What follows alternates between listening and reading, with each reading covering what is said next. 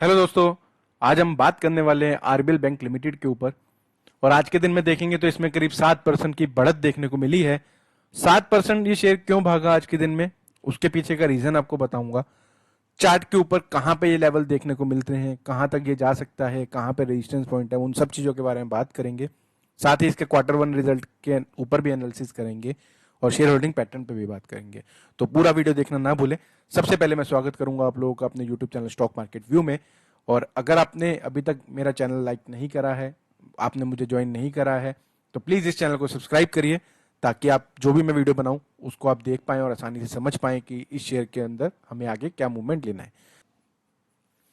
अब अगर मैं बात करता हूं इसके न्यूज के ऊपर, तो आप देखेंगे यहां पे महिंद्रा एंड महिंद्रा ने कंफर्म किया है कि इन्होंने करीब 3.5% के आसपास का स्टेक आरबीएल बैंक में खरीदा है, जो कि करीब 417 करोड़ के आसपास की डील हुई है। और ये जो बाइंग हुई है वो आप देखेंगे तो यहाँ पे 26 जुलाई को यहाँ पे कंफर्म किया।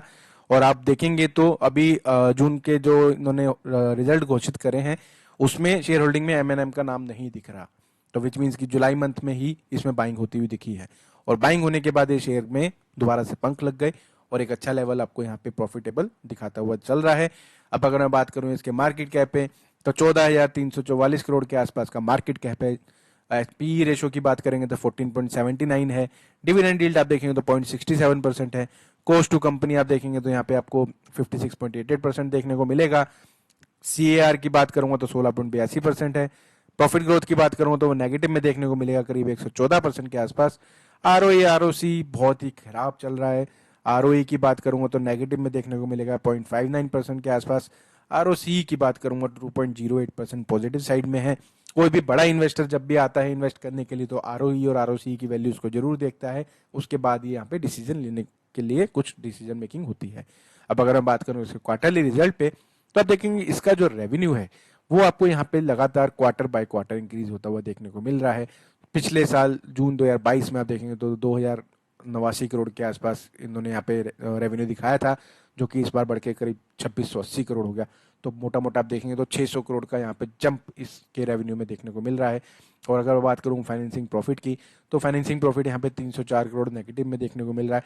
लेकिन अदर इनकम जो है, इनका जो इंटरेस्ट है, जो इनको इंटरेस्ट मिलता है, उसमें आप देखेंगे तो 685 करोड़ का एक प्रॉफिट होता हुआ देखने को मिला।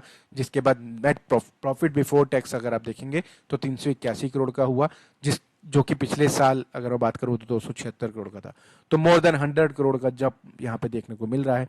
और वहीं बात करूंगा नेट प्रॉफिट की, तो 201 करोड़ पिछले साल के मुकाबले 288 करोड़ का यहाँ पे इस साल इन्होंने नेट प्रॉफिट दिखाया। अब अगर बात करूंगा यहाँ पे प्रॉफिट एनुअल मोड पे, तो एनुअल मोड पे भी आप देखेंगे तो यहाँ पे आपको 8300, 8100, देन 9100 हुआ। इस बार पिछले 12 महीने के हिसाब से 9700 करोड़ के आसपास का रेवेन्यू यहाँ पे जनरेट करता हुआ देखने को मिलेगा। और नेट प्रॉफिट की बात करूंगा तो मार्च 2022 में आप देखेंगे तो यहाँ पे लॉस दिखाया था करीब 75 करोड़ का। उसके बाद मार्च 2023 में आप देखेंगे तो 883 करोड़ का इन्होंने प्रॉफिट दिखाया। और पिछले 12 महीने के हिसाब से आप देखेंगे तो 970 करोड़ का नेट प्रॉफिट ये आने वाले टाइम में दिखाने वाला है। अब अगर बात करेंगे इसके शेयर होल्डिंग पैटर्न पे, तो एफ की होल्डिंग यहाँ पे आप देखेंगे तो 30.62% से कम होके 28.27% रह गई है। डीआई की बात करेंगे तो 18.71% से कम होके आप देखेंगे तो 17.91% रह गया है। गवर्नमेंट की होल्डिंग फ्लैट है, 0.42% के आसपास चल रहा है। पब्लिक की होल्डिंग की बात करेंगे तो 50.25% से इंक्रीज होकर 53.38% यहाँ पे दिखाई दे रहा है। अगर मैं बात करूँ पब्लिक की, तो पब्लिक में आप देखेंगे तो पब्लिक में आपको यहाँ पे बहुत बड़े बड़े फंड्स देखने को मिल रहे हैं। और उनके ऊपर जीरोधा ब्रोकिंग के पास भी यहाँ पे आप देखेंगे तो 1.26% का स्टेक यहाँ पे इनके पास दिखाई दे रहा है।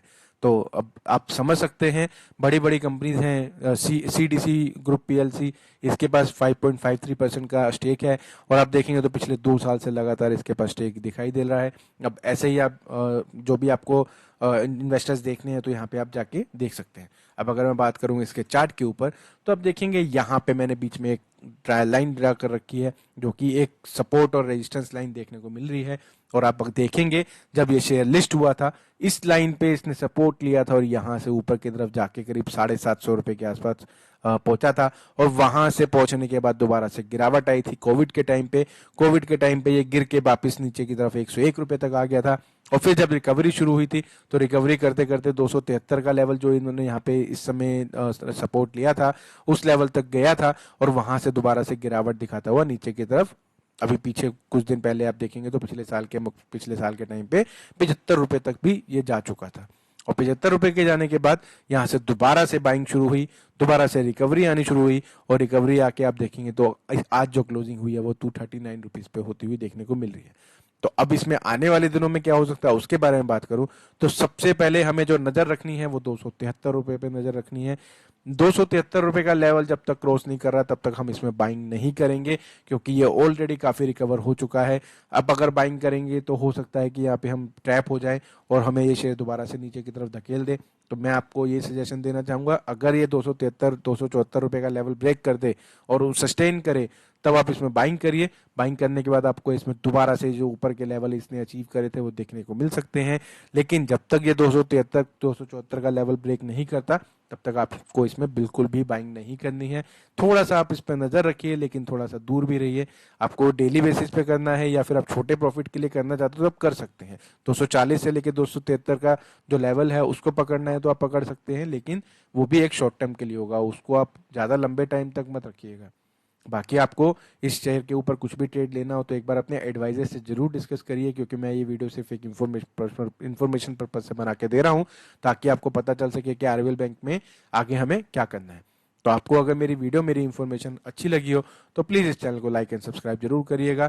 साथ ही आप मुझे कमेंट करके बताइए कि आपके पास ये शेयर अगर होल्डिंग में है तो किस प्राइस पे आपने होल्ड कर रखा है, कितना टाइम हो गया और आपका टारगेट क्या चल रहा है। तो फिलहाल आज की वीडियो में इतना ही, मिलते हैं अगले वीडियो में। Thank you so much.